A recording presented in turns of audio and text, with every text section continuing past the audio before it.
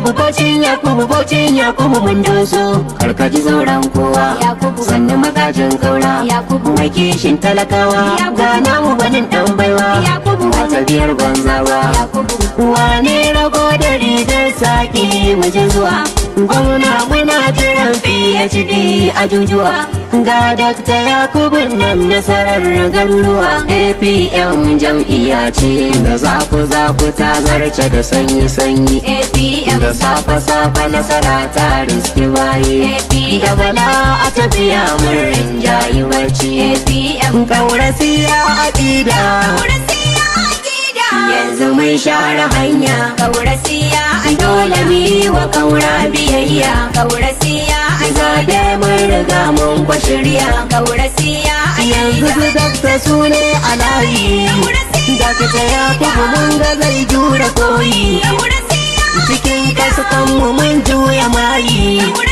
gwamnan mu na gobe kowa yana yi kaurasiya masu buredi suke da shayi kaurasiya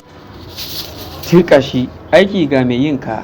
Ni dai anan an tashi kaina yayin da Tijjani Husaini wanda aka fi sani da Tijjani Gaudu na jikar jihar Kano kana wa mawakin ɗarikar Kwankwasiya kuma guda ɗaya tilo a faɗin Afirka wanda ya fice kana ya shahara waka inda ta siyasa ne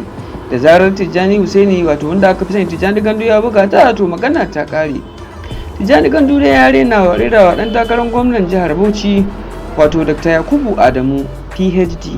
magajin kaura waka ta takarar gwamnan jihar Bauchi karkashin tutar jam'iyyar APM mai alamar rogo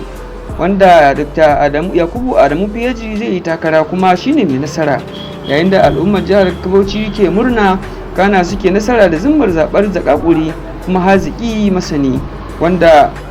gwamna mai ci Dr. Bala Muhammad Kauran Bauchi ya tsayar a matsayin dan takarar gwamna guda ɗaya tilo kana mai nasara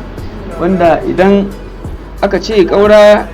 ya nuna hanya to babu mai ja da ita wanda a halin yanzu al'ummar jihar Bauchi ke tururuwar sauraron wannan waka kuma kada ku manta ku saurare ta da kyau sannan ku danna mana subscribe. Shi dai Tijjani Husaini wato Tijjani Gandu mawaki ne kuma haziki zakakuri.